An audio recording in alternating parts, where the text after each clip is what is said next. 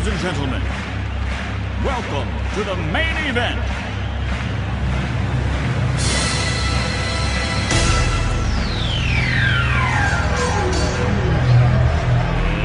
Let's get ready to rumble! Bom dia, boa tarde, boa noite. Começando mais um Liga Norte Podcast. O seu podcast sobre o resumo semanal das ligas americanas, MLB, NBA e NFL. Hoje chegamos ao nosso programa de número 19. É um número alto até, tá indo bem, sem perder nenhuma semana. Já temos esse podcast desde a década passada. Eu sei que vai ter um mimimi de que a década não virou, mas pra mim, se o número principal, que é o número da década, virou, pra mim a década acabou. Começou uma nova, certo?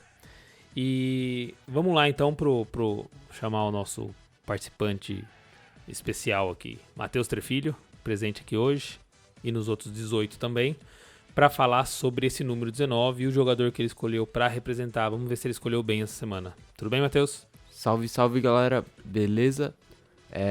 Jogador número 19, um pouco de ufanismo, mas vamos de Brasil. Leandro Barbosa, como eles falam aqui nos Estados Unidos.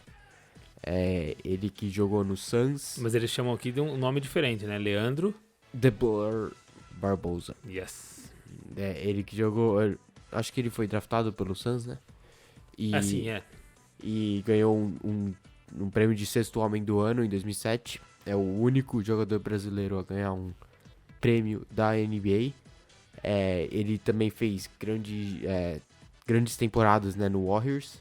Ele chegou a 2 finais, ganhou a primeira, foi o segundo brasileiro a ganhar uma final da NBA, só um pouquinho depois o Thiago Splitter, que ganhou com o Spurs, e ele perdeu em 2016 contra o Cavaliers, que foi a famosa virada, né, 3-1, o Warriors ganhando, e o Cavaliers virou a série no jogo 7. E só para complementar a informação, ele foi draftado pelo San Antonio Spurs e trocado já direto com o Suns por uma escolha de primeira rodada protegida num draft futuro. Então esse é o draft do Leandrinho.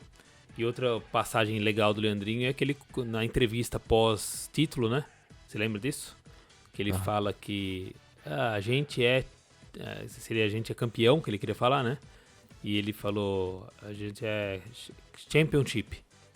E aí depois todo mundo no grupo usou ele muito tempo sobre isso, tirando sarro de que ele era championship. Era o único jogador da NBA que era championship. Ele certo? Jogou no Suns, daí ele foi pro Rockets, eu acho, aqui.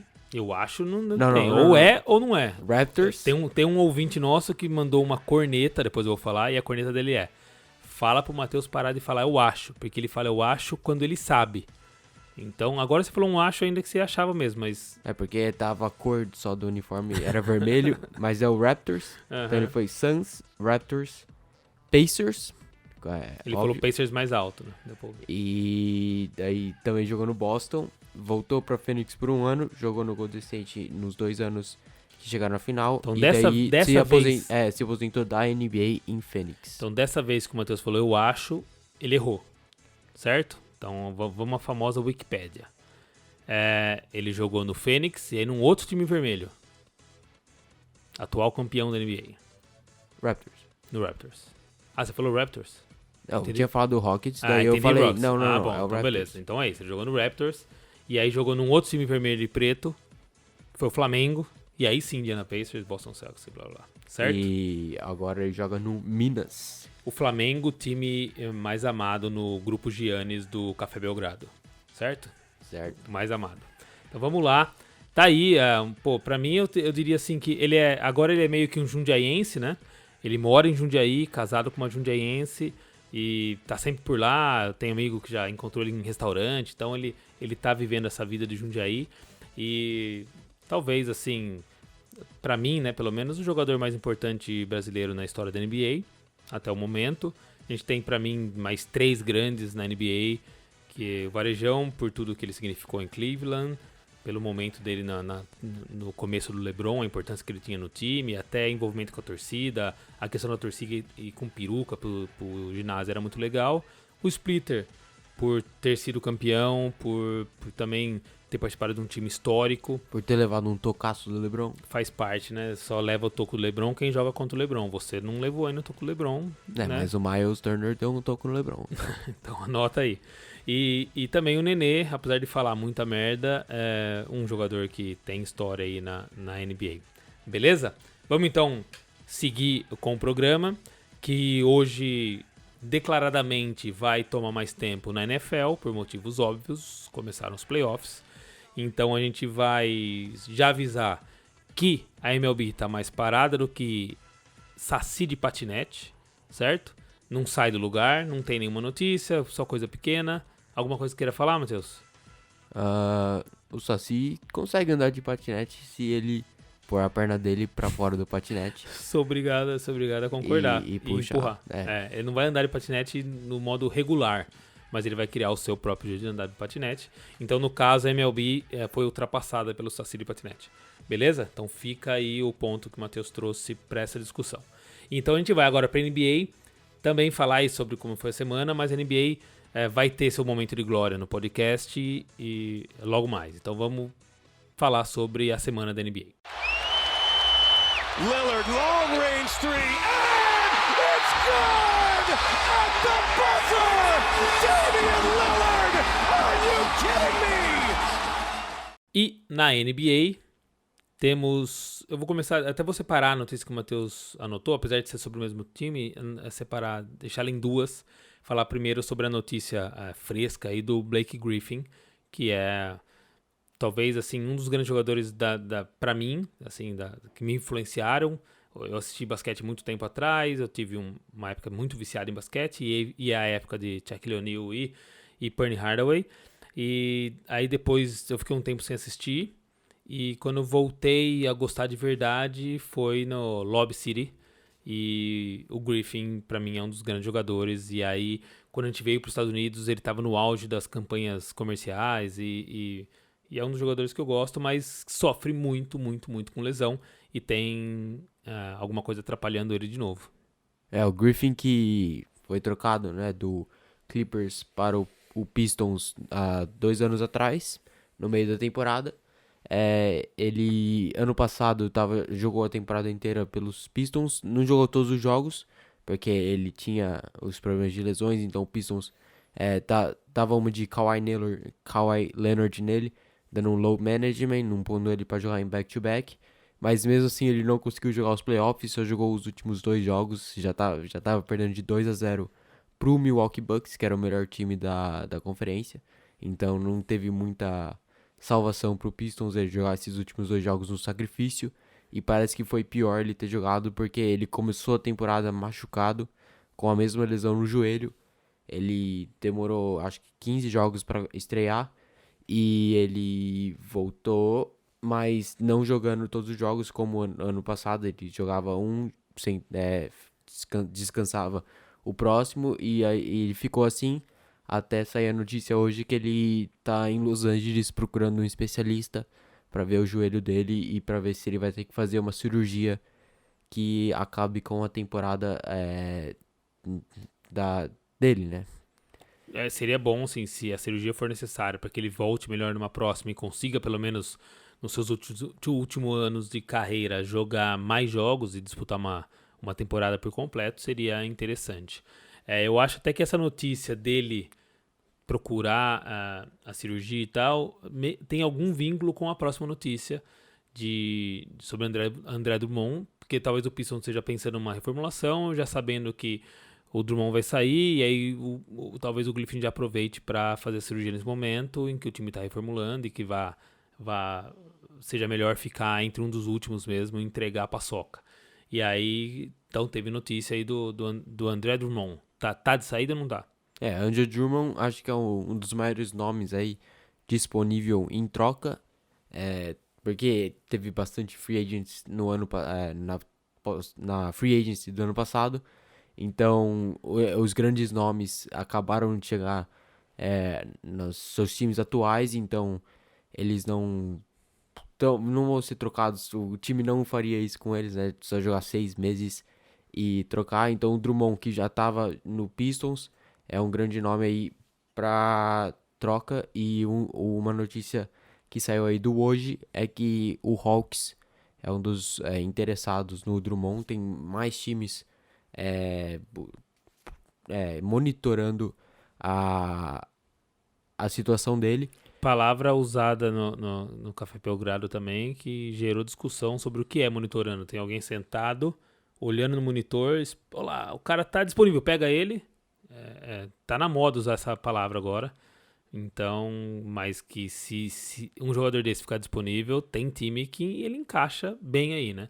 Você acha que no Hawks ele vai somar a ponto de transformar o Hawks, ou você acha que ele mesmo devia procurar um time que ele fizesse mais diferença e que desse chance a ele de chegar mais longe? Que normalmente um cara desse tamanho ele tá procurando um anel, né?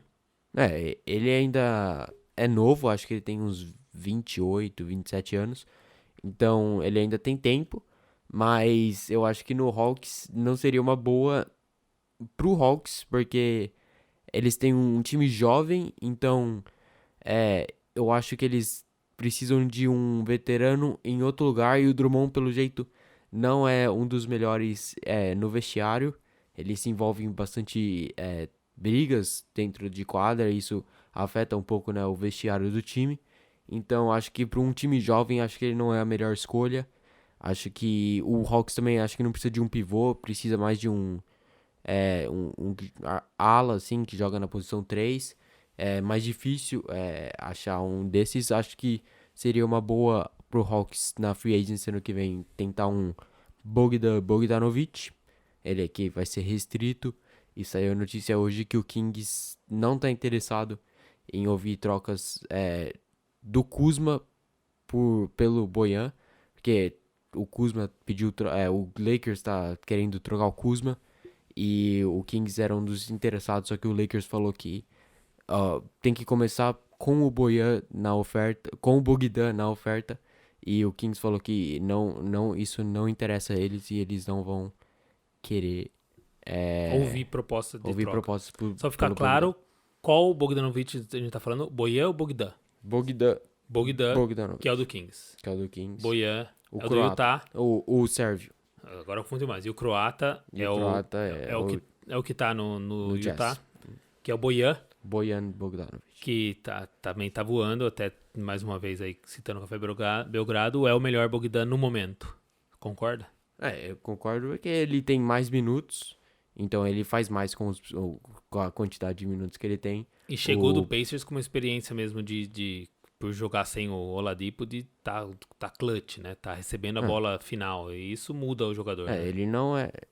Ele recebia a bola final, mas isso não necessariamente significa que ele ganhava os jogos, Não, porque mas ele errava muitos chutes no clutch. Teve Você uma sentiu bola, isso? teve uma bola que ele errou contra o Thunder pra fazer o game winner e foi salvo pela rebote do Wesley Matthews e tapinha pro game winner em cima do Thunder, que o Pacers estava perdendo de 15 pontos e conseguiu a virada graças a esse tapinha aí do Wesley Matthews. Mas fica o ensinamento não de pai para filho que os erros também engrandecem o homem. Então ele já é um jogador melhor pelos erros de clutch que teve em Indiana, mas a chance de ter a bola final deve ter melhorado o jogo dele. Ele não meteu game winner no passado, mas esse ano já meteu um contra o Bucks. Então acho que ele precisava de um novo local para ele começar a meter os game winners. Pode ser. Só trazendo informação, Andre Drummond, 26 anos, tá? Então tá aí, é um jogador novo mesmo. Daria pra esperar o auge desse Hawks, talvez, mas não sei se é interessante pro Hawks também. Tem que esperar. E tem ver esse bastante. movimento. Tem um pivô interessante no draft, o James Wiseman, ele que foi suspenso pela NCAA e decidiu não voltar à Universidade de Memphis e já está se preparando para o draft. Ele era uma escolha projetada top 3. Então, se o Hawks conseguir manter essa ruindade aí e conseguir uma escolha alta no draft, ele seria uma boa opção. Em vez do Drummond pegar um outro jovem, que fechar esse time jovem aí com Cam Reddish, Trae Young, DeAndre Hunter, John Collins, o Wiseman e o Kevin Huerter vindo do banco. Isso aí, fica então a dica, se alguém do Hawks escutar, tá aí a dica de graça, certo? Vamos falar então também de Kevin Love. A gente às vezes esquece do Kevin Love, o que tem que falar dele? Kevin Love se envolveu em algumas tretas aí no último final de semana. No sábado, antes do jogo, o Kevin estava lá se preparando, né? Tava tendo aqueles chutes lá de aquecimento, umas 2 horas antes do jogo, e pelo jeito teve uma discussão forte entre o Kevin Love e o general manager do Cavs, o Kobe Altman. O Kevin Love expressou a sua decepção com o futuro do time, com como o time tá desapontado. Tá lidando com a situação. E no jogo do sábado, contra o Thunder, ficou claro que o Kevin Love tá com os dias contados em Cleveland. Teve uma jogada no final do segundo quarto, ou do primeiro quarto, acho que foi do segundo, em que o Colin Sexton tava com a bola no meio da quadra, esperando abaixar o tempo de posse para o Kevin Love ir fazer o corta-luz, só que o Kevin Love estava sendo marcado pelo Chris Paul, então ele queria receber a bola lá embaixo. Por motivos óbvios. Que é o Chris Paul, e o técnico falou para ele ir fazer o corta-luz, daí ele já levantou o braço, foi andando com cabeça baixa indo fazer o corta-luz, fez um corta-luz meia boca, o Colin Sexton não conseguiu ficar livre, teve que passar pro canto, acho que foi o Jerry Osman, que levou uma falta de 3 ainda, mas tava bem marcado, e se o jogador que tava marcando ele fosse um pouquinho mais esperto, não faria essa falta, né, e deixava ele chutar um airball ali.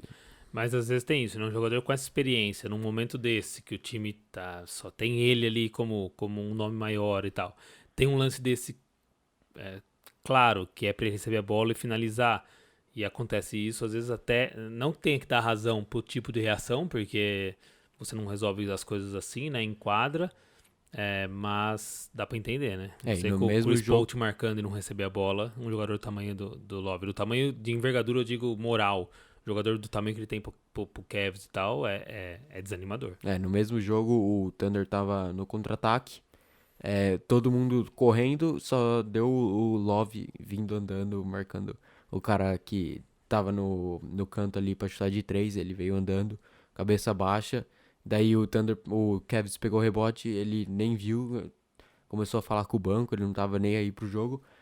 Depois do jogo ele pôs no Instagram uma foto dele com o Colin Sexton, falando que ele não tá com problema com os colegas de time, acho que o problema dele é com a direção do time mesmo, acho que ele deve ser um bom jogador de vestiário, até a entrevista que ele deu depois que o Ja deu, ficou claro que é um por cara cima leve. dele, ficou claro que ele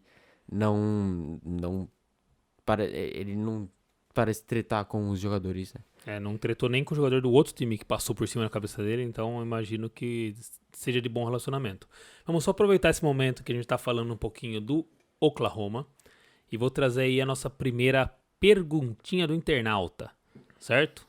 Recebi aqui no WhatsApp pessoal uma pergunta de um torcedor do Oklahoma City Thunder, torcedor que eu posso falar aqui claramente, um modinha, já não é mais modinha porque o Oklahoma deu uma queda e ele se manteve em Oklahoma, mas é um dos torcedores de Durant, Westbrook, não sei se ele chegou a pegar o Barba como sexto homem, mas é dessa leva, certo?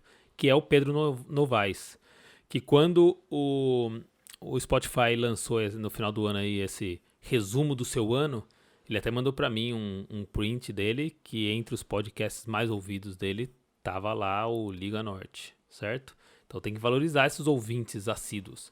E ele me mandou a pergunta e eu falei pra ele, escuta lá então que eu vou fazer a pergunta pro Matheus, sem avisar o Matheus antes, apesar de saber que a resposta é fácil, vou fazer. Ele me mandou a pergunta pro Matheus, por que o Clippers não ficou com o Shai Gilgeous-Alexander? Por quê? Porque ele tá impressionado.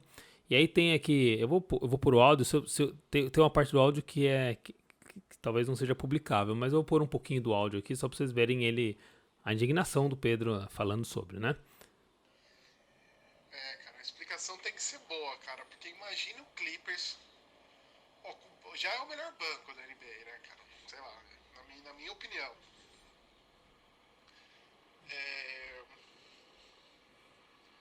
Imagina que se tem esse moleque lá, nesse crescimento todo. Depois ia virar um trio, velho. Ia virar um trio.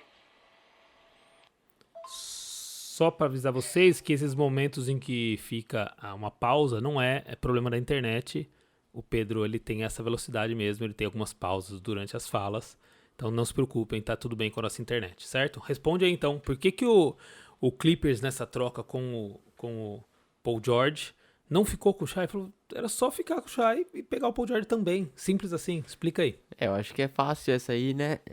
O Thunder não daria um All-Star sem receber nenhum jogador que já estaria pronto, né? Um bom prospecto que já jogou bem na última temporada, né? Acho que o Thunder não aceitaria uma troca só com o Gallinari e umas escolhas de draft. O Thunder precisava mais por o seu All-Star, porque é o fim de uma era em Oklahoma, então eles queriam começar a reconstrução do topo já, e o Clippers, pelo jeito, eles tentaram dar o Shamet com o Jerome Robinson, tentou outros jovens, mais escolha de segundo round, mas o Thunder falou, não, tem que ser o Shai, porque a gente acredita nele, o Clippers também acreditava nele, até que deu pra ver nos playoffs do ano passado contra o Warriors, naquela virada histórica lá de 30 pontos. O Shai tava com a bola na mão no momento decisivo, ele fez o passe correto pro Shamet, que meteu a bola de 3 pra virada, e então acho que o Clippers tinha bastante confiança no Shai, mas não dá pra segurar um jogador desse nível enquanto você quer um All-Star pra jogar junto com o Kawhi, e era o único jeito do Kawhi ir pra Los Angeles, então o Clippers teve que pagar o preço. Se for fazer um resumo, na verdade, ele não deu o Shai pelo Paul George, que até se fosse só isso, você podia falar, peraí, mas vale a pena? Lógico, o Paul George, nesse momento exato, talvez, assim, se for pesar o todo, ele seja melhor que o Shai pela experiência, por ser um jogador two-way, né, que joga tão bem no ataque quanto na defesa e tal. O Shai também, mas porque ele é bem alto por ser um armador, então dele, ele marca os armadores muito bem. Só que o problema é que não é assim que funciona, né, então assim, o Clippers está pensando, eu dei o Shai pelo Paul George e pelo Kawhi, porque o Kawhi chegou no momento em que falou, eu vou, mas dizem que ele não falou se o Paul George for, mas ele falou, eu vou se vier mais um All-Star. E aí surgiu essa oportunidade do Paul George, o Clippers sentiu esse momento de dar essa cartada e confiava muito no banco que tinha, que continua se provando um ótimo banco, e aí apostou, e sem dúvida o Clippers sente a falta do Shai, mas eu acho que foi uma das trocas em que todo mundo ganhou, porque o OKC sentiu que ia ter que perder, porque o Paul George queria vir para Los Angeles já há algum tempo, desde que foi para o OKC, e o Clippers também ganhou, porque o Clippers queria o Kawhi, e aí conseguiu tudo o que queria. Então tá aí, uma troca em que os dois ganharam, mas não deu pra formar esse trio que o Pedro queria, né? Ele falou trio, simples. Mas o Clippers tá com um quarteto, né? Porque Kawhi, Paul George, Lou Williams e Montrezl Harrell são grandes nomes. Ontem o Clippers jogou e o Kawhi acho que não tava jogando, e o Paul George tava. 30 pontos do Paul George, mais de 30 do Williams e mais de 30 do Montrezl. Foi o primeiro trio na história da franquia a marcar 30 pontos ou mais em um jogo. E aí fica, então, aproveitando que você falou que acha que não foi o Kawhi, foi o Paul George que jogou, o Pedro, que além de mandar pergunta, gosta de mandar uma corneta, falou, fala pra ele não falar eu acho. Ele tem vício de falar eu acho, mesmo sabendo das coisas. Então tá aí a corneta do nosso ouvinte, não fala eu acho, fala eu sei. Certo? Mas ele vai confirmar agora se é isso mesmo pra ver se ele acertou. Então, beleza, fica aí. Você que também é ouvinte, quiser mandar pergunta, pode usar as redes sociais. Se tiver meu contato ou do Matheus via WhatsApp, manda aí que a gente lê aqui. Beleza? Era o Paul George e ele saiu com 6 faltas no jogo. Então você acertou mais uma vez. Vamos lá. Falar agora de Michael Porter Jr., o melhor jogador, um jogador que se considera melhor do que Luka Doncic. Fala aí sobre ele. Os dois vieram do mesmo draft. O Doncic foi a terceira escolha e o Michael Porter Jr. foi a 14ª. Só que antes do draft era o Michael Porter Jr. que ia ser draftado mais alto, né? Ele estava projetado para ser a primeira escolha do draft, só que com a lesão dele nas costas, ele ficou aí sem jogar no college e não jogou o primeiro ano dele pelo Nuggets, mas acho que foi bom porque ele veio recuperado 100% e tá jogando muito, principalmente agora que ele ganhou minutos na rotação do Nuggets, que já é forte, chegou no jogo 7 na semifinal de conferência ano passado contra o Portland, e adicionando um potencial desse, acho que o Nuggets vem para brigar sério nessa temporada. O Michael Porter Jr. tá com 14 pontos por jogo nos últimos 5 jogos. Ele teve um jogo com 25 pontos contra o Pacers. O Nuggets estava perdendo de 14 pontos. E quando o Jokic saiu com 3 faltas, o Michael Porter Jr. entrou junto com o Plumlee e eles lideraram a virada aí do Denver, junto também com o Jamal Murray, que era o titular e foi o único titular que jogou bem pro time de Denver. E você citou aí que esse time que chegou ao jogo 7 contra o Portland no ano passado, né? Mas, na minha opinião, é que nem era pra ter tido o jogo 7, era pra esse Nuggets ter ganho antes, né? Num jogo contra o Portland, numa projeção no ano passado, se esperava, se fosse pegar o Portland, que o Nuggets ganharia, pelo menos aí num 4-1, 4-2, né? Chegou no 7 e perdeu pro Portland. Então, eu acho que assim, lógico que é bom pelo número de jogos e experiência que esse time ganhou e tal, mas pelo que produziu durante a temporada do ano passado, não foi um lucro ter chegado no jogo 7. O Nuggets foi o segundo e o Portland era o terceiro, então não tinha muito essa diferença. E o Portland tinha mais experiência em playoffs. O único jogador que tinha jogado playoffs pelo Denver era o Paul Millsap. As duas grandes estrelas do Denver, o Jamal Murray e o Nikola Jokic, nunca tinha ido para os playoffs, então Por isso, não, sim. Isso sem dúvida é agora eles têm uma quantidade eles têm 14 jogos de playoff já, porque foi os dois jogos no jogo 7. Contra o Spurs e contra... Isso. Mas eu digo, o pelo Lillard que esperava jogou do playoffs time. A carreira dele inteira, o McCollum jogou a carreira dele inteira. Mas eu então... digo assim, se esperava, se o Nuggets jogasse o que estava jogando, ele ganharia do Portland ali, mas o Portland teve um crescimento também nos playoffs que foi acima do normal. O Portland jogou muito no playoff, aquela série contra o Oklahoma foi fantástica, e que é a nossa vinheta aí, é o lance do Lillard. E contra o Nuggets foi também, mais uma vez, eles arrebentaram. O Thunder deu confiança pro Portland e o Portland continuou pelo resto dos playoffs até enfrentar o Golden State. E a série contra o Denver foi até o último chute, né? O CJ McCollum meteu o game winner faltando 10 segundos pra acabar o jogo, então foi uma boa série aí pro Denver. E aí você falou agora que o Oklahoma deu confiança pro Portland, e o Portland deu um excesso de confiança pro Golden State numa varrida, e aí o Golden State chegou na final e não conseguiu. O Raptors surpreendeu. Também pela sim. inesperada lesão. Né? Sim, mas que veio com essa sensação, né? No programa do Ibaka, quando o Duran foi lá, ele falou que com certeza o Warriors ia ganhar se ele não tivesse machucado. Então, fica aí. Mas eu acho que essa é a opinião geral. Assim, não dá pra saber porque não é matemática, mas a opinião fica por aí também. Beleza, vamos lá então. Agora pro já tradicional jogadores da semana. 2 novatos aí escolhidos como jogadores da semana. Acho que é a primeira vez que repetiu os jogadores da semana. LeBron James e Giannis Antetokounmpo. Os 2 melhores jogadores dos 2 melhores times de cada conferência. O LeBron teve média de 23 pontos por jogo, 12 rebotes e 13 assistências. Ele é o líder de assistências na temporada. E o Lakers terminou invicto, também como o Bucks também terminou invicto a semana. E o Giannis teve média de 29 pontos por jogo, 12 rebotes e 4 assistências. E o Giannis é o líder em duplo-duplo da NBA. Ele tem 29 duplo-duplos em 34 jogos, então. E ele não jogou algum desses jogos, então menos. Não jogou 6. Então, beleza.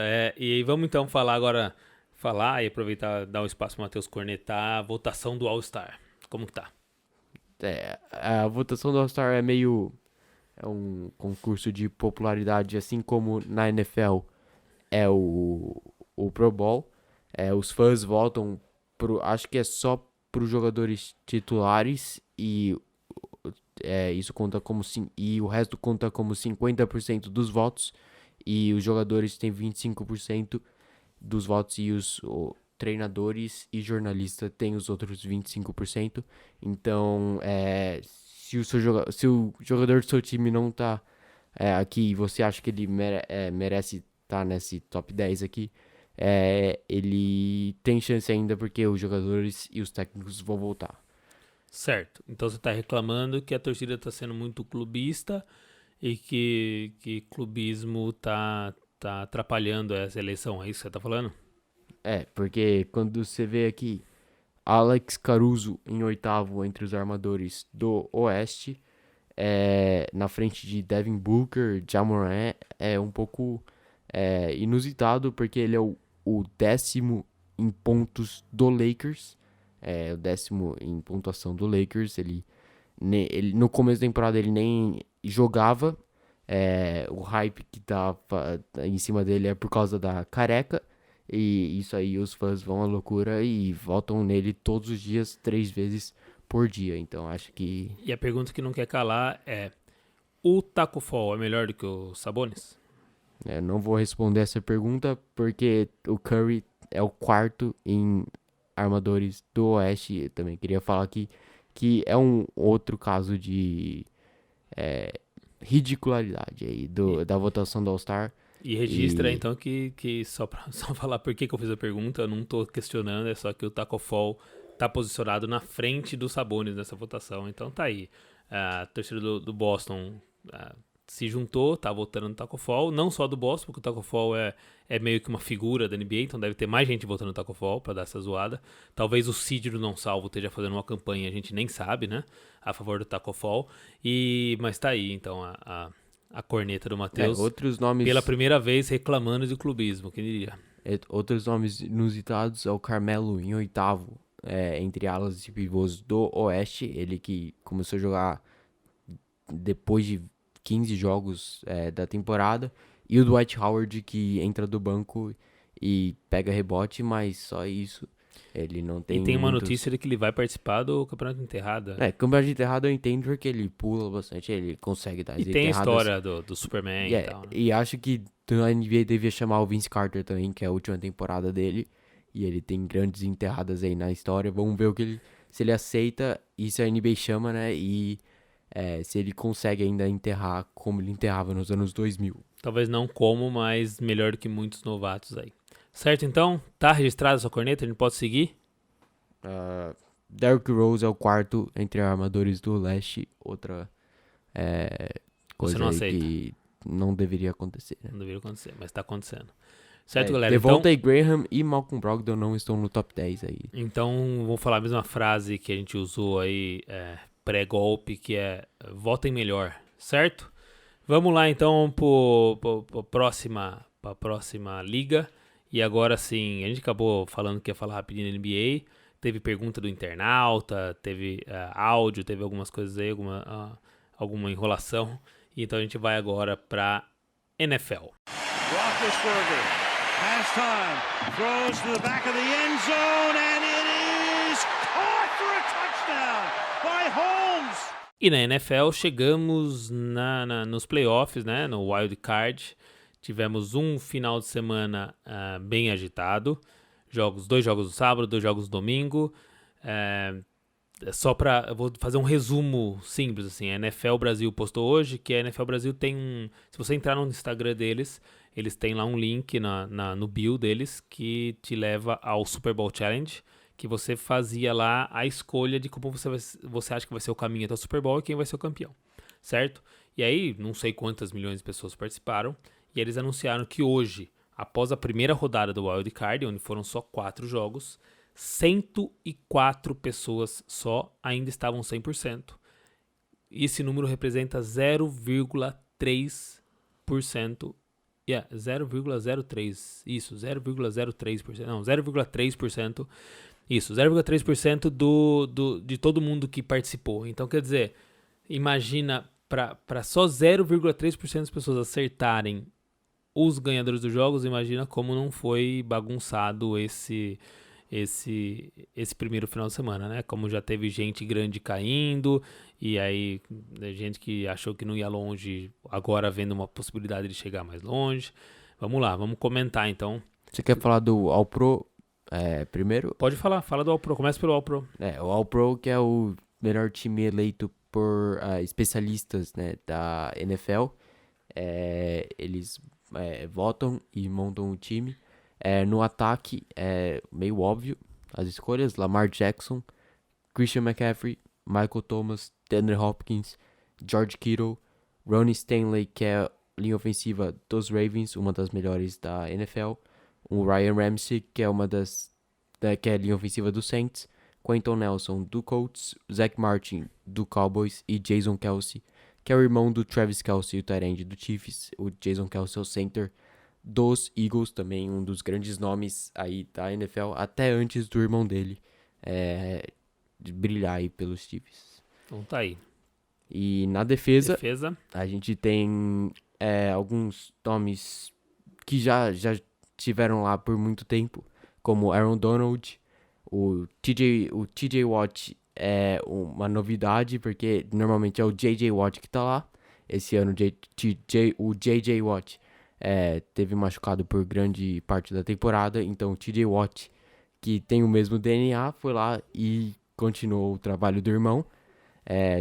Chandler Jones também foi eleito, o jogador do Arizona Cardinals. Cameron Hayward, outro jogador dos Steelers, na defesa, também eleito, junto com o Minkah Fitzpatrick, que veio do Dolphins para os Steelers, também eleito. São 3 jogadores dos Steelers na defesa. Bobby Wagner do Seahawks, de linebackers, junto com Demario Davis do Saints e Eric Hendricks do Minnesota Vikings. Os cornerbacks são o Tre'Davious White e o Stephon Gilmore, um do Bills e o outro do New England Patriots. E o outro safety é o Jamal Adams. E tem os outros 3 jogadores de secundária, que são Marcus Peters do Ravens, Tyrann Mathieu do Chiefs e o Marlon Humphrey também do Ravens. Então o Ravens aí teve 5 jogadores no First Team All-Pro, é o time com mais jogadores aí. E tem corneta pra seleção ou não? Tá bom. Não, essa aí prova que o Pro Bowl é um concurso de popularidade, E como essa o All-Star. Essa que vale. Esse aqui vale, como o Denver Broncos teve só um jogador no Pro Bowl, que foi o Von Miller. Eu entendo por ter só um jogador no Pro Bowl pro Denver Broncos, que não teve uma temporada tão boa. Mas não era pra ser o Von Miller. Era pra ser o Von Miller, que tá lá só porque ele é o Von Miller, MVP de Super Bowl, enquanto o Justin Simmons não foi nem entre os reservas pro Pro Bowl e ele está no Second Team All-Pro. Então ele foi eleito pela NFL um safety top 4 aí da liga e não foi nem reserva aí pro Pro Bowl. Mas o Pro Bowl é mesmo um momento de mídia. E onde vai ser esse ano? Orlando? Orlando. Isso, então é um momento de mídia aí que a mídia não quer ver jogadores menores, ela quer ver o Von Miller lá. Então é assim que funciona e é assim que vai mover a máquina da NFL. Vamos então começar com os jogos de sábado, certo? Primeiro jogo do sábado, a gente vai falar primeiro sobre Bills e Texans. Vitória dos Bills por 22-19 na prorrogação. Não, desculpa. Vitória dos Texans por 22-19 na prorrogação. Talvez eu esteja aqui influenciado pelo chute errado do Matheus na semana passada. Tá registrado aí, galera, só ouvir. O meu foi Texans. Então 22-19 para os Texans na prorrogação. Fala um pouco do jogo. O Bills começou com tudo. Na primeira campanha, Josh Allen foi o líder em jardas aéreas, jardas recebidas e jardas corridas. Acho que foi no primeiro quarto inteiro ele foi o líder nesses 3 quesitos. Ele recebeu um passe para touchdown na primeira campanha e o Bills abriu uma grande vantagem. O único problema do Bills foi que chegava na red zone e não conseguia anotar o touchdown. Só ficava chutando field goal. Ficou 16-0 na frente e 16-0 é só 2 posses. E então o Texans estava com grandes esperanças, principalmente jogando em casa. E voltando do intervalo, teve a jogada necessária para acordar o time quando o JJ Watt sacou o Josh Allen.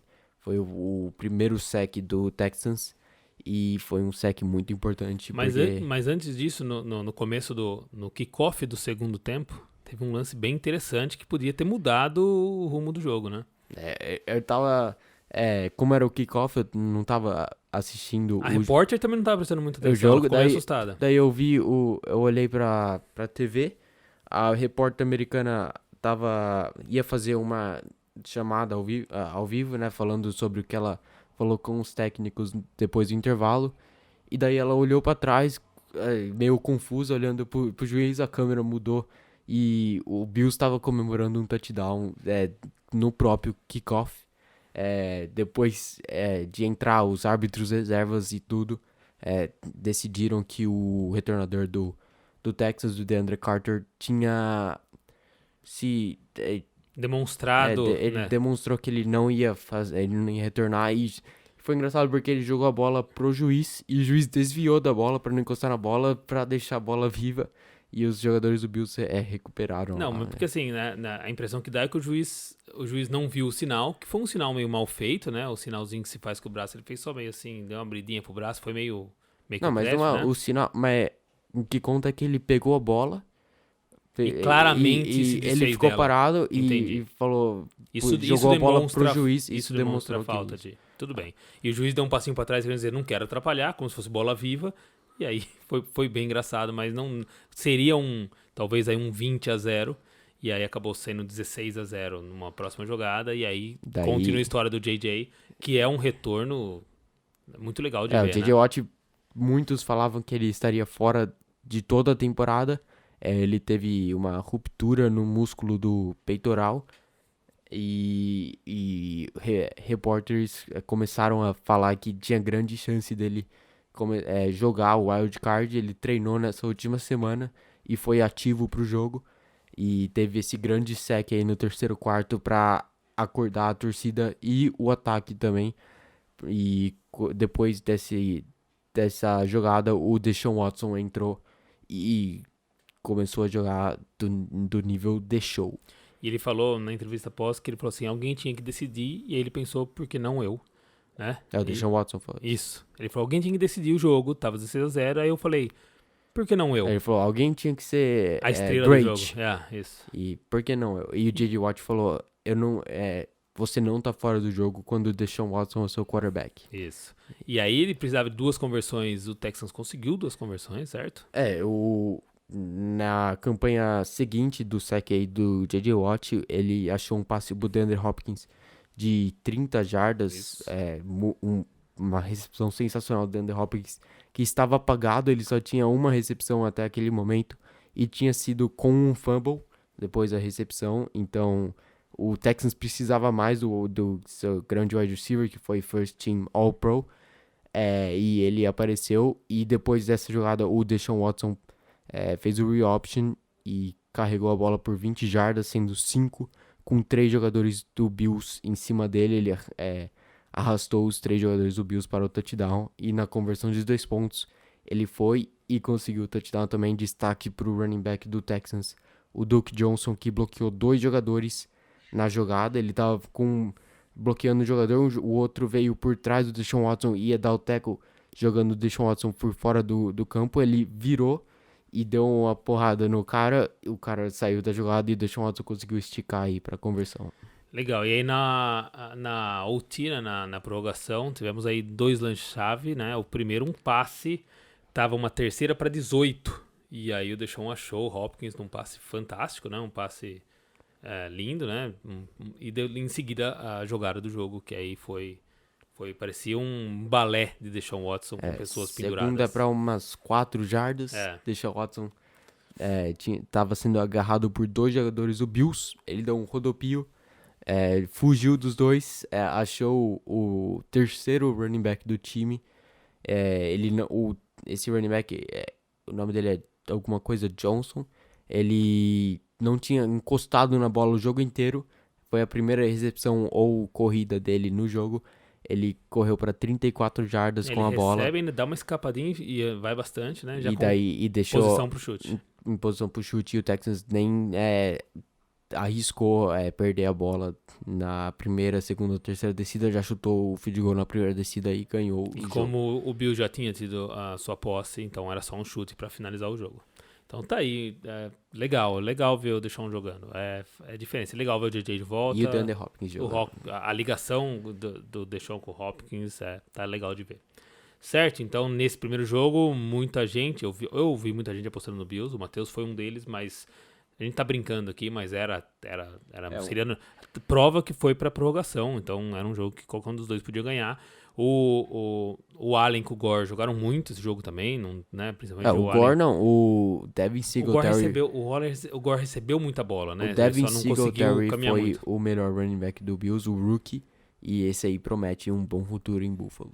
Legal, então tá aí, e aí fica então o avanço de Texans pra próxima rodada, certo? Um destaque Alguma coisa? negativo pro Houston é a linha ofensiva. Deshaun Watson sofreu 7 sacks. O Deshaun que consegue fugir do pocket e fugir do sacks, como ele provou nessa última jogada. Foi sacado ainda assim 7 vezes, então preocupa aí a linha ofensiva do Texans. Beleza. Próximo jogo, ainda no sábado, a gente teve o esperado pelos haters, Titans e Patriots, certo? 20-13 para os Titans. E aí, o que você tem que falar desse jogo? Tá feliz? Eu tô feliz, errei o palpite, mas... O coração acertou. Eu tava deixando pro Titans.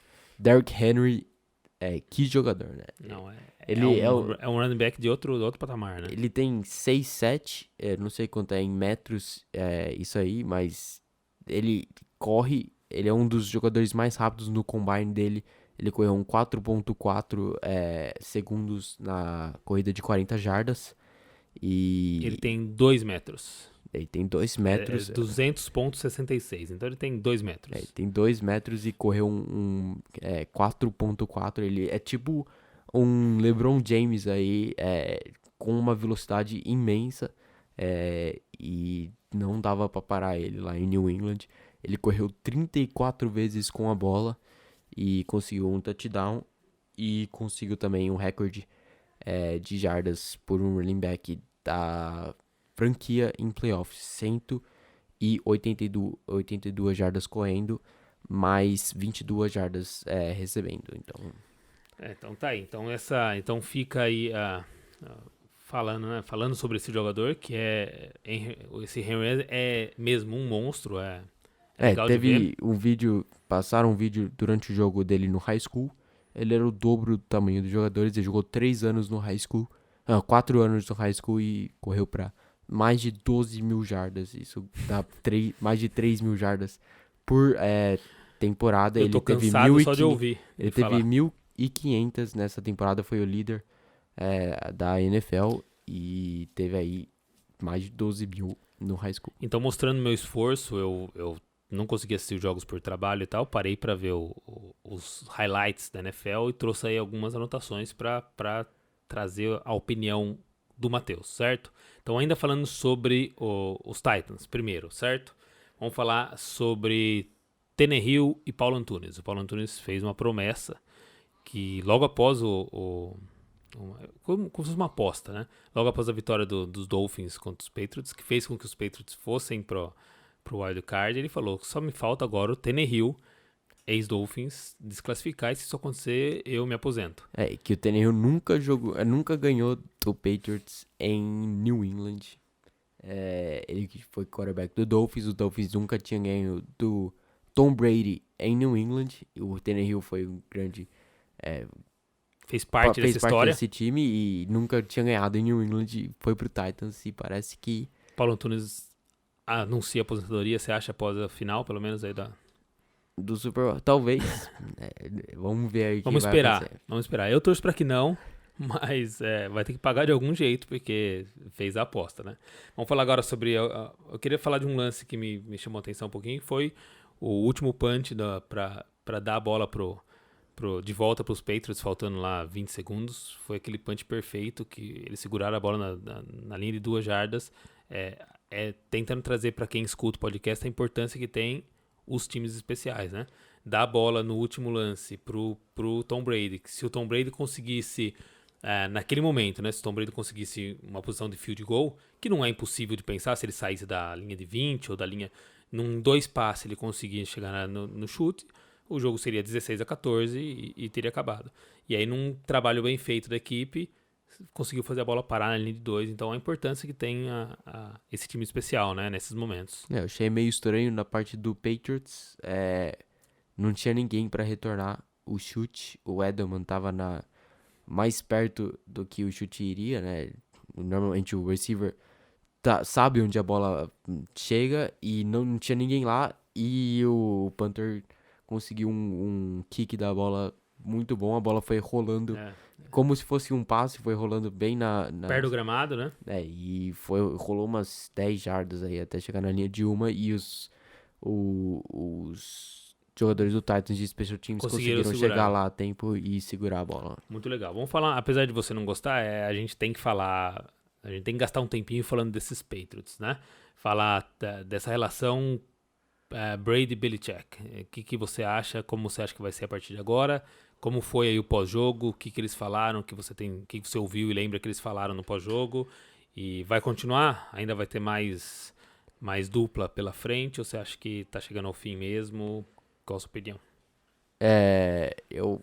Depois do jogo, o Belichick não respondeu nenhuma pergunta sobre isso. Super bem humorado. Ele deu a mesma resposta pra tudo. E o Tom Brady falou que ele provavelmente não irá se aposentar, mas não sabe o que o futuro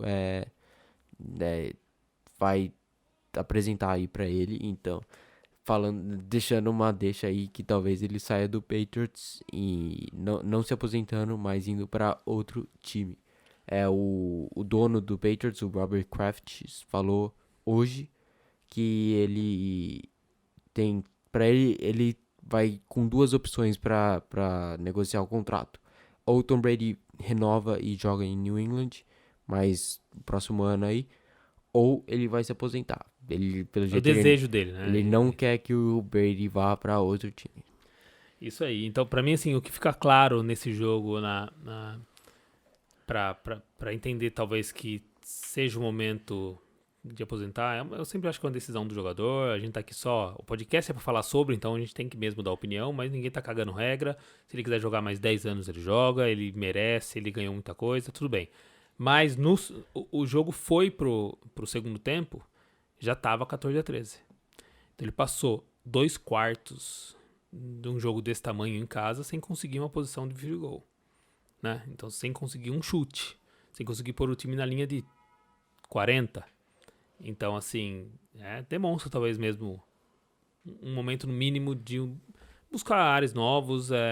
Eu acho que a história tá feita, não se apaga. Ele não é um tipo de jogador que se sair, vai mudar alguma coisa. Não, talvez ele queira só sentir uma coisa diferente. Como o Joe Montana... Ir pra um estado com um pouco mais de sol. Como o Joe Montana... Casado com uma brasileira. Jogou em São Francisco a carreira dele inteira e os últimos 2 anos foi em Kansas City. O Peyton Manning fez a história dele em Indianapolis, jogou os últimos 4 anos em Denver. Então é normal os quarterbacks irem para outros times antes de se aposentar. Ele talvez tente provar que não é um quarterback de sistema. De um técnico. E que ele consegue ser bom sozinho. Mas também teve não foi tudo culpa dele, porque... Não, nem foi isso que eu disse. Faltando 3 minutos, eles estavam no meio do campo, terceira descida, e o Edelman tava livraço pra conversão. E ele pôs a bola no colo do Edelman, o Edelman dropou. E eles tiveram que chutar o punch, e o Titans gastou o tempo e devolveu a bola só faltando 20 segundos. Teve uma jogada legal do Titans. Legal não para os torcedores do Patriots, mas o Titans gastou 1 minuto e 50 entre o fim da terceira descida e o momento do punch, faltando... Eles acabaram a terceira descida faltando 5 minutos e chutaram o punch logo após os 4 minutos. Como que eles fizeram isso? Eles fizeram o delay of game para ganhar mais espaço pro punch. E depois teve um false start do Titans. Então o relógio continuou rodando. E daí teve uma falta do Patriots. Daí o relógio continuou rodando. E o Titans pediu tempo, acho que esperou o tempo inteiro acabar, pediu mais. Então teve aí O máximo, quase 2 gastou o máximo. minutos entre uma jogada e outra. Então, beleza. Então tá aí, talvez o fim de alguma coisa. A gente nem sabe se é ainda, mas talvez aí o fim de uma era e de uma relação técnico, jogador e time que marcou, sem dúvida, uma época na NFL. Vamos ver como vai ser daí pra frente, beleza? Vamos então agora pro próximo jogo. Já no domingo, Vikings e Saints. Talvez aí o que todo mundo apostava, onde a turma quebrou a cara nas apostas, né? 26-20 para os Vikings na prorrogação. E aí eu deixo já 2 perguntas para abrir o comentário do Matheus. O Cousins é clutch e o Breeze é pipoca? O Paulo Antunes durante a transmissão falava que o Breeze não tinha grandes momentos em playoffs. Ele só teve uma aparição no Super Bowl e conseguiu a vitória, né? Foi o MVP do Super Bowl. Mas, fica aí a história que ele não consegue chegar. Falavam a mesma coisa do Peyton Manning, só que o Peyton Manning chegou 4 vezes ao Super Bowl, sendo a última vez carregado pela defesa, mas ele precisou dele nos playoffs, principalmente contra os Patriots. Ele teve 2 touchdowns, mesmo... Fica essa lembrança que ele foi carregado pela defesa, mas ele fez a parte dele, né? Ele só não foi o jogador que levou o time, né? Contra os Patriots na final de conferência, ele teve 2 passes pro Owen Daniels para touchdown, que foram essenciais pro Broncos aí conseguir a vitória e chegar ao Super Bowl. E pro Cousins, foi a primeira vitória da carreira dele contra um time de 70% ou mais de aproveitamento. Então, vamos ver se é um começo de uma era aí pro Kirk Cousins em Minnesota, né? Legal. Eu queria, puxando aqui as minhas anotações, primeiro perguntar pra você o que você achou do touchdown do Dalvin Cook. Se você acha que foi, não foi, a câmera lateral mostrando. Os juízes já tinham dado e acho que não teve como voltar, mas fica difícil na câmera de falar que essa bola passou. Eu sou meio pró-touchdown. Essa aí eu tenho olhando, eu parei ali na TV, fiquei olhando, pra mim não foi. Mas e aí, o que você acha? Os juízes deram um touchdown de primeira. Não, eu entendo, tô falando aqui que eu entendo. E nas câmeras teve uma câmera que parecia que não tinha sido touchdown mesmo, mas teve uma que parecia que a bola tinha passado um pouquinho, a ponta da bola, né? Tava na linha mas branca. A impressão nessa câmera é que ela tá um pouquinho inclinada. E a outra também, se tivesse uma câmera do outro lado da endzone... Talvez desse pra ver melhor. Porque tinha muitos jogadores na frente, teve uma câmera que só dá pra ver o capacete dele na linha de touchdown, a bola não dá pra ver. Não então, tô acho que reclamando da marcação dos juízes, acho que na hora do campo eu tive a impressão que tinha passado. Eu até voltei, deixei no tempo normal pra olhar, achei que tinha passado, e chego à conclusão depois que fica difícil provar que não passou. Mas a impressão que eu tenho final é de que não passou, e aí pesa, né? Isso é uma coisa que pesa, né? Então tá bom. Próxima que eu tenho que falar, um jogador que me surpreendeu, né? Eu sabia dele, assim, óbvio que eu sabia, mas o quanto ele jogou foi Tyson Hill. Um jogador que a posição dele é QB. Terceiro QB do time. E passou, correu e recebeu. E bloqueou. E TD. E jogou no Special Teams também. E TD. TD. E foi o melhor QB do Saints no jogo. Fica a corneta aí, melhor QB do Saints no jogo. Mas assim, eu comecei a ver o jogador e aí ele Não o melhor QB, mas o melhor jogador do Saints no jogo. Sim, beleza. Mas mesmo, e é legal a conexão dele com o Breeze, né? O Breeze passando para touchdown, um belo passe para ele. Ele teve um touchdown de 45 jardas na última semana contra o Panthers. Um jogador, esse completo mesmo, né? Completo mesmo, legal. Teve o primeiro touchdown do Saints com o Alvin Kamara. Começou com uma corrida dele para 11 jardas. Ele ficou no campo, o Breeze foi pro banco. Ele pegou a bola, fingiu a corrida e passou 50 jardas pro Harris cair na linha de 2. E daí o Breeze voltou pro campo. O Tyson Hill tava de fullback. Ele teve um bloqueio importantíssimo para abrir o caminho pro Kamara. Então, em 3 jogadas seguidas, ele correu, passou e bloqueou. E o Saints conseguiu o touchdown. E o outro touchdown foi uma recepção dele com o passe do Drew Brees. Legal. Mais uma, só buscando a discórdia. O fumble do Cook com 3 minutos do quarto período, com o retorno do Bell. Qual foi a sua leitura da jogada? Que o juiz dá down by contact. O joelho dele bateu no chão antes. Você percebe, né, no replay que bateu, foi certinho? Porque ali no meu lance, no que eu assisti, não tinha o replay. Mas a jogada fica pra mim tão clara de que ele tá virando e não bateu, mas não tem o replay nesse lance. Não, então, na hora deu pra ver, pausaram a imagem, o joelho no chão, a bola com ele. Tá aqui no braço mas dele. aí um lance que E daí, por um pouco não um vira. segundo depois, a bola sai e vai pra cima. O Paulo Antunes na hora viu o replay e falou... Pronto. Bola do Vikings. Dá uma can. Ok, então fica o registro. E pode falar. Teve o outro fumble importante aí do jogo, foi o fumble do Drew Brees. Isso.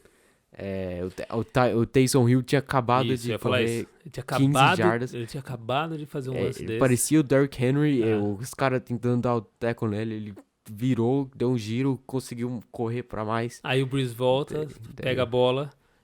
Porque nesse lance do Hill, ele recebe a bola como um QB e na verdade ele recebeu como um running back, ele recebeu pra correr, acho que essa era a jogada mesmo, QB draw.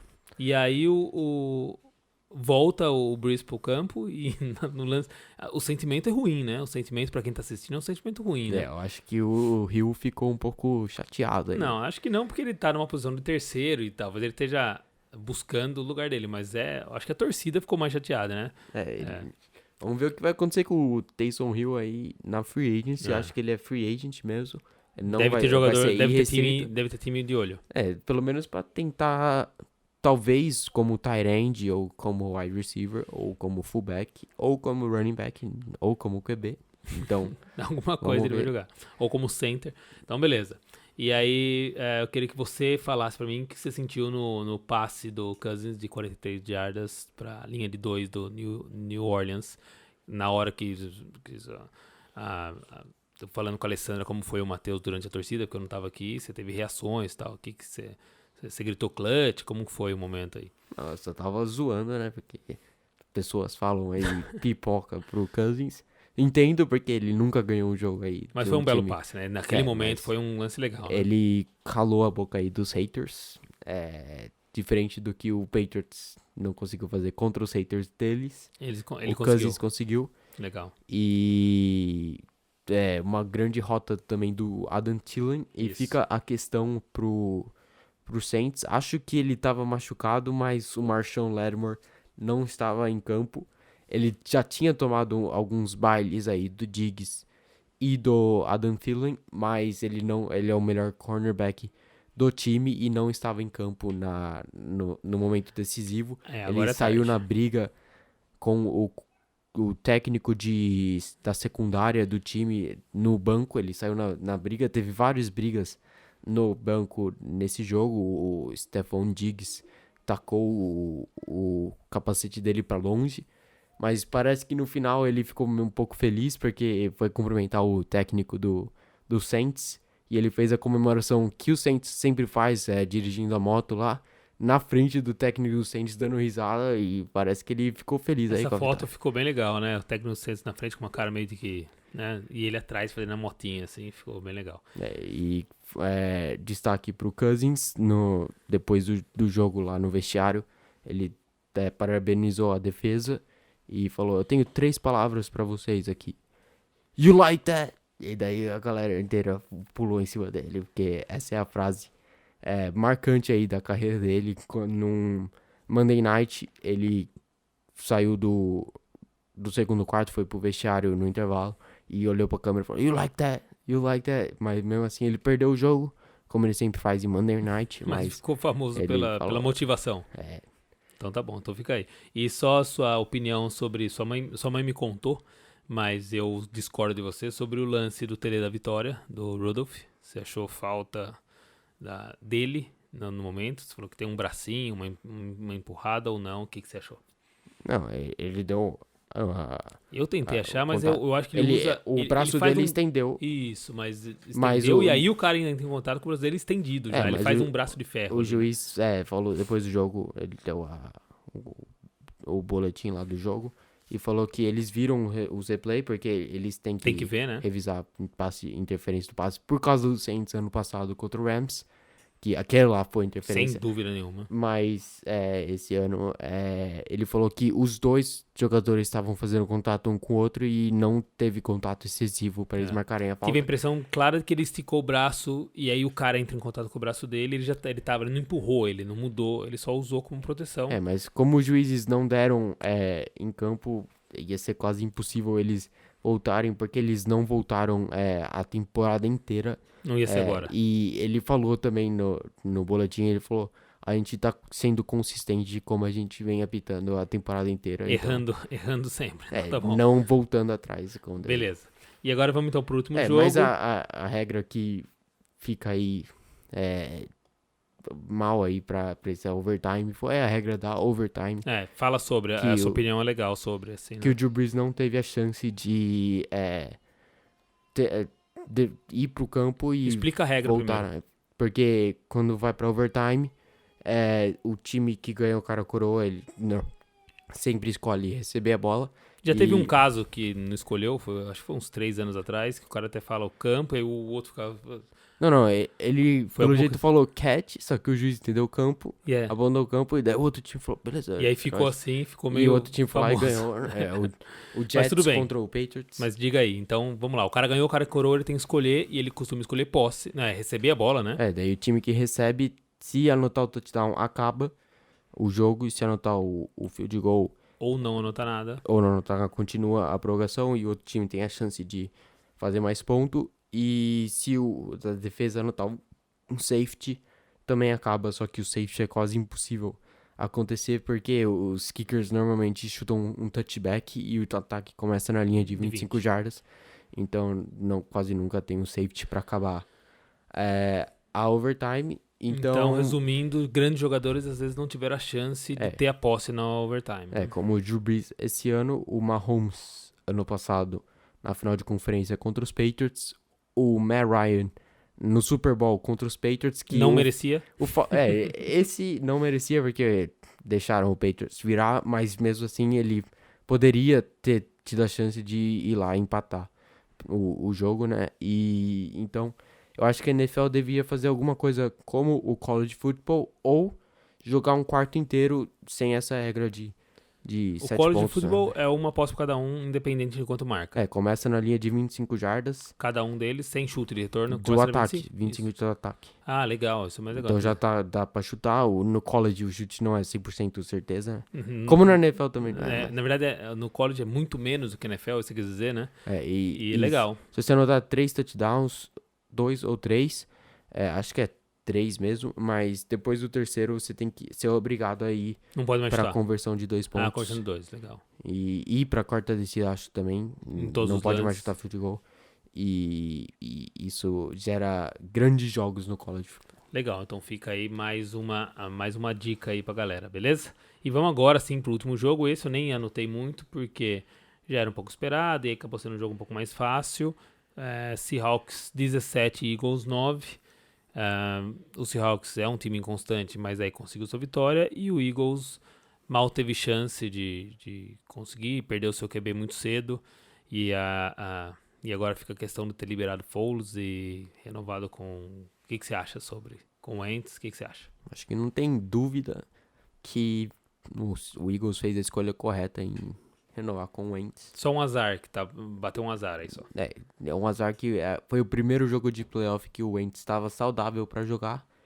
E Não tava aguentou um 3-0, levou uma porrada na cabeça e não pôde continuar porque a NFL não deixou, né?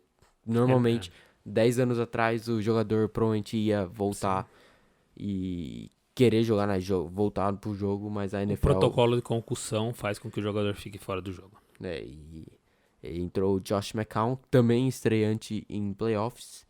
Ele foi o jogador mais velho a estrear, um QB mais velho a estrear em playoffs, 40 anos. Ele se aposentou antes da temporada e voltou depois que o Foles saiu do time e o time precisava de um QB reserva. Ele aceitou ir para Filadélfia e não conseguiu levar o time para vitória. Ele teve a chance na quarta descida na red zone, faltando 3 minutos.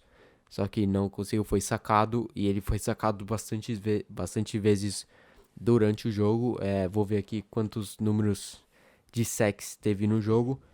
Mas tinha algumas horas que a culpa era um pouco dele também, que ele poderia ter se livrado da bola, tentar um passe arriscado. Mas pelo jeito a comissão técnica falou pra ele não Segurar. para não arriscar e sofrer uma interceptação boba, nada, falou pra ele segurar.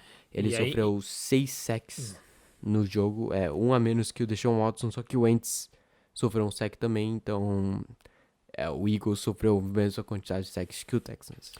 Então é isso aí. Mas aí agora você tem o Seahawks avançando e o Seahawks, a gente já sabe a capacidade desse time, principalmente desse QB. O que você tem a falar para a torcida do Seahawks que tem aí de futuro nessas próximas etapas? O Russell Wilson provou que é um dos grandes QBs, talvez da história aí da NFL, clutch, e a torcida do Seahawks tem que ficar feliz também com o wide receiver do time, né, DK Metcalf, que surpreendentemente caiu para a última escolha da segunda rodada, no último draft, rookie. Ele bateu o recorde de supino no combine e de wide receiver mais rápido na linha de 40 jardas, corrida de 40 jardas. Então ele é forte e rápido, tipo o Derrick Henry, só que ele é um wide receiver, então ele joga contra cornerbacks mais baixos que ele, então normalmente quando a bola vai pro alto, É dele. ele que vai lá e busca. Ele é tipo um Calvin Johnson, vai ser bem, vai dar medo aí nos times da divisão que vão ter ele por um bom tempo aí no futuro, né? O São Enfrentar ele por Francisco, muito tempo. o Rams e o Cardinals vão ter que fazer um plano de jogo aí pra ele. Então tá, então fica aí, passamos pela rodada e agora vou parafrasear Everaldo Marques. Vem aí o final de semana mais legal do ano na NFL. Todo ano a gente fala sobre isso, que esses próximos jogos será a semifinal de conferência, é isso? Certo. Por que é mais legal? Porque ao todo são 4 jogos, né? O final de semana que vem também é legal, o próximo, mas aí são só 2 jogos, por isso esse é mais legal que aquele. E já tá num nível alto, né? Apesar de que os 4 times mais fortes da NFL. na passada os 4 mais fortes estavam fora e na próxima são 2 jogos a menos. Então esse é o final de semana mais legal. No sábado, 6h30, tudo horário do Brasil, tá? 6h30 tem 49ers e Vikings. Palpite? Eu vou de Vikings. De Vikings. Pra... Por causa do clutch? Vamos ver se... Eu acho que o Cousins vai conseguir jogar... Depois do jogo que ele teve, ele vai ter confiança aí pro próximo jogo. Legal. E a defesa do Vikings é bem forte. Só espero aí pra torcida do Vikings que o Xavier Rhodes tenta, pelo menos, ter algumas jogadas como ele jogava no ano passado, no retrasado. Talvez tenha sido porque o Antonio Brown saiu da NFL, ele que foi amigo do Antonio Brown no high school. Ficou sentido E foi o pior ano dele, né? A pior temporada dele como jogador do Vikings. Próximo jogo no sábado, Ravens e Titans, 10 horas da noite. E aí? Vou de Ravens, porque Ravens, o Lamar Jackson e companhia não é brincadeira, não é à toa que ele vai ser provavelmente unânime o MVP da temporada. E o time que tem uma defesa também muito A forte. defesa é né? muito forte. O Thomas, Matthew Judon, o Marlon Humphrey e o Marcus Peters. E o Titans, não dá pra duvidar do Derrick Henry, mas dá pra duvidar um pouco do Tannehill, que só teve 72 jardas no último jogo. Vamos ver se o Henry consegue carregar o time, mas acho que a defesa vai estar pronta. O Patriots Nunca também, fica pronto, o Patriots pô, também né? tava pronto. Mesmo 34 corridas e mesmo assim não conseguiu parar o Henry. Sabia que o Henry ia estar correndo, não conseguia parar. Teve uma jogada muito legal que o Henry correu 5 jardas. O cornerback chegou nele, ele só pôs o ombro pra frente e correu mais 10 jardas com o running back no ombro dele. E foi muito... parecia que ele tava jogando contra crianças, velho. Então vamos lá, Ravens então, certo? Domingo, 5 horas da tarde, a gente tem Chiefs e Texans. Jogão. Jogão. Deshaun Watson. Fica aqui meu voto de o jogo da rodada.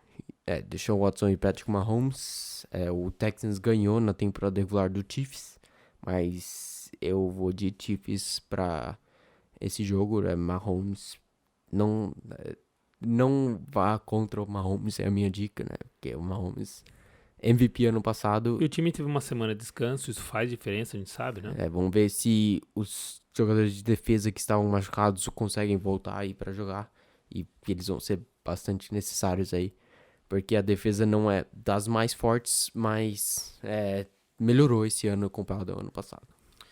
Beleza, então, próximo e último jogo, domingo, 8h30 da noite, a gente tem Packers e Seahawks. Eu acho o jogo mais improvável de todos. O que você acha? Esse jogo é o mais difícil de falar favorito. O jogo é em Green Bay. Muitos falam que o Seahawks é o melhor time. Eu vou de Packers, porque eu acho que a defesa do Packers é melhor que a do Seahawks. E Aaron Jones é melhor que qualquer um dos 3 running backs do Seahawks. Tem o Lynch, que voltou da aposentadoria. O Turbin também voltou da aposentadoria. E o Homer, que foi uma escolha de 6ª rodada, é rookie. Então acho que o jogo terrestre do Green Bay, junto com o Aaron Rodgers e o Devante Adams, leva o time aí acima do Seahawks. Beleza, então tá aí o registro, a gente cobra semana que vem. O Matheus do último podcast acertou 1 de 4 chutes, certo? Mas tudo bem, teve aí, como o NFL Brasil falou, teve muitos Matheus por aí errando. E então fica aí, a gente cobra ele semana que vem, beleza? Vamos agora para a parte dos extras. Vamos lá, tá aqui meio longe, playoff, tá. Dica do Matheus para jogos, acho que primeiro tá aí os jogos que eu falei, horários, certo? Que não tem como não dar a dica dessa semana da NFL. Vikings, 49ers, 6h30, sábado. Titans e Ravens, 10h15, é isso? 10h15 também no sábado. Aí no domingo, Texans e Chiefs, 5 da tarde, Seahawks e Packers, 8h40. E na NBA ele trouxe um jogo que é um confronto que tá pegando fogo nos últimos anos aí, certo? Que você tem que falar de Celtics e 76ers. Celtics e 76ers em Filadélfia, jogo na quinta-feira. Vamos ver se o Kemba Walker volta aí que ele tá doente, né? Ele tá com gripe. Vamos ver se ele consegue voltar a jogar, porque esse jogo promete. 2 grandes favoritos no leste, um pouquinho abaixo do Milwaukee, mas ainda assim favoritaços. E rivais, assim. Rivais de divisão também. Sempre legal ver Celtics e Sixers, Embiid contra Marcus Smart, é sempre legal. Muita história desses 2 times na quadra. Então tá bom, fica assim. A gente passou aí o serviço para vocês se agendarem para essa semana que tá vindo. Não perca esses jogos da NFL.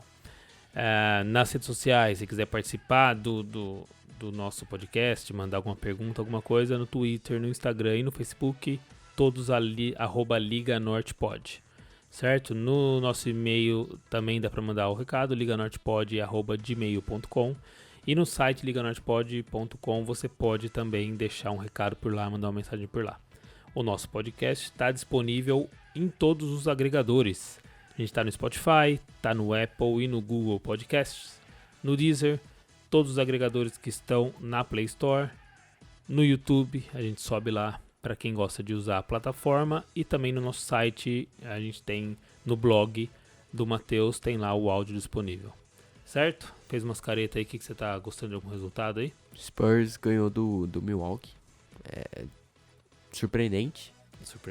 Mas Esse Spurs de agora é surpreendente mesmo. O Spurs ainda tá em 8º. Parece que mesmo jogando mal, o Popovich vai conseguir chegar aos playoffs.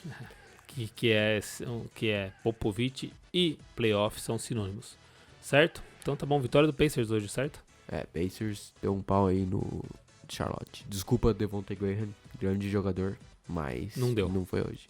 TJ Warren, obrigado Suns, 36 pontos do TJ Warren, joga demais. Então fica aí o registro os torcedores do Suns sentirem a falta.